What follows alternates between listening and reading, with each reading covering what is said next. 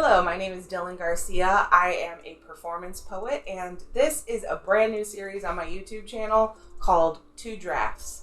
During this series, I will be reading a first draft of a poem that was more than likely written a decade or more ago, and then I will share with you an updated draft that I have created much more recently.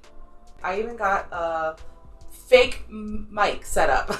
It's not connected to anything, but this kind of puts me back in my earlier days where I would perform at open mics and poetry slams. So I hope you enjoy this prop that I made, including my rhinestone microphone. So I thought it would be kind of fun to do a reaction to this old version of this poem. So let's watch.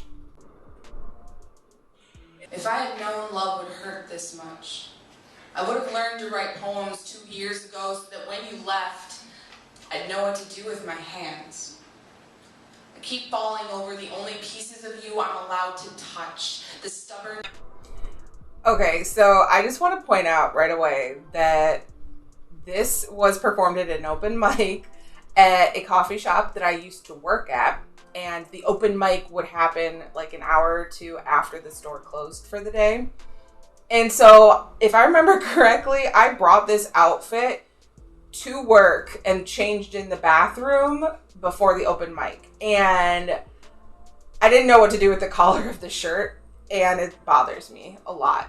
Also, my hand movements, I always talk with my hands, obviously, but I'm very rigid with my hands.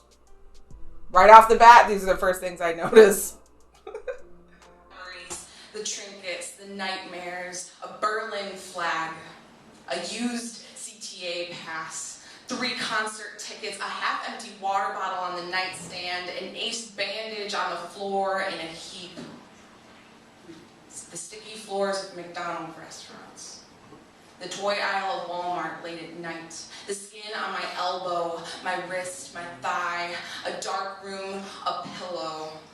Army surplus stores. Women and children first. The center on Halstead. A yoga mat on small floor space. The entire... So these things that I'm bringing up in this poem trigger very specific memories for me as someone who was part of this relationship. But as I'm watching this, I'm like, I don't actually know if anyone else would care. Entire city of Chicago. I can't walk into the Casey's General Store or past the soccer field on South Pine without thinking about things that I don't want to think about anymore. I took to making wishes, pulling petals off flowers, watching for a star to twitch in the night sky, just waiting for some sort of relief because remembering is killing me. I need to believe that these actions can change something. I don't know what I'm doing anymore. I just need to know when, if you will stop haunting me so I can sleep soundly again. I want weddings to stop feeling like death sentences, to stop holding my breath on your birthday. I want to ride the L without being reminded of orange juice and vodka and fireworks over Navy Pier. I'm trying to reach you in early morning text messages. I won't quit, even when you don't respond. I'm still waiting for fate to stop playing the cruel mistress as I wish on 11/11 and the stars over the cornfield in the backyard. I just want you to find your way home. That performance was from 2012, but I wrote the poem at the end of 2011. I have re-uploaded a bunch of my older poems to this current channel, and one of the things I noticed, and it's present in this performance as well, is that I very much had a weird cadence to how I read my poems back in the day, and now once I perform the new draft and go to edit it, I wonder if I still have any of that left. I look back at this and definitely see someone who was passionate about expressing themselves, but struggled a little bit with the writing part. But now I would like to share an updated version of this poem. This is called I Tore Down the Museum of My Sadness So I Could Rewrite This Poem.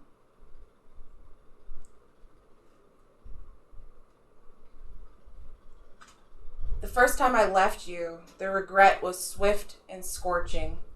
It kept me awake at night, and I mistook that discomfort, that confusion, for love. My fingers clattered across the keyboard asking for you back. In the silence that followed, I began noticing all the things you left behind. I never intended to build a museum. I just struggled to let go. What was I supposed to do with all the pieces of us? These things cast in shadows that inevitably looked like you.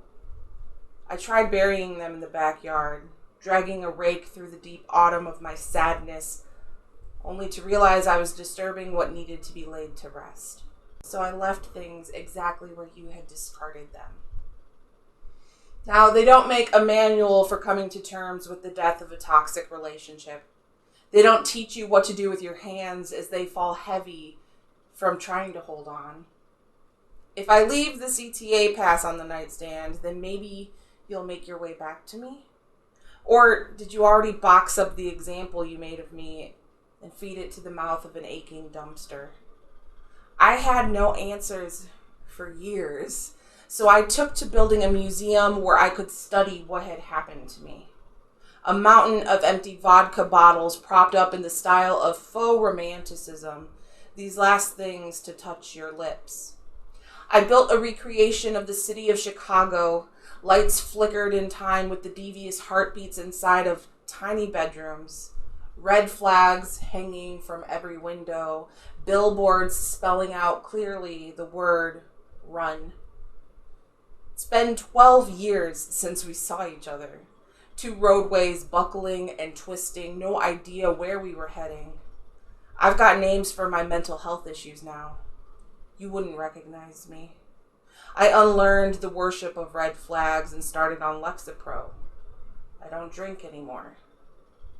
I want you to know my heart is no longer a museum of sadness, no longer a careful curation of memories and trinkets you left behind. I threw out the water bottle you left on the nightstand. I gave away the set list from the Blue October show and the Berlin flag you gifted me. I kept the book of poems, though, and lots of pictures that I don't look at. You were a chapter in an unfinished story, a matching poetry tattoo, an explanation for so many questions. My time with you is still part of who I became. I just don't need to keep looking back. So that is a draft of a poem that will be included in my second poetry collection called Untangled Gardens. It is not a final draft. That poem in particular has actually been through several rewrites in the past month or so. So that's what I'm currently sitting with, and it is still being edited, but I wanted to share just to show a little bit of what it's like writing this next book of mine, where I'm taking older poems and turning them into something new. Because since the time I wrote a lot of my early poems, I have changed so much as a person that I definitely think that I can offer new perspective to the pieces that I wrote in the past. I hope you enjoyed this. If you have any suggestions for other poems I should do this with, I would love to hear them in the comments. If you are interested in this semicolon shirt, some lined journals, or a copy of the second edition of my first chapbook, make sure you check out the links below so you can get your hands on these. So thank you so much for watching, and have a lovely rest of your day.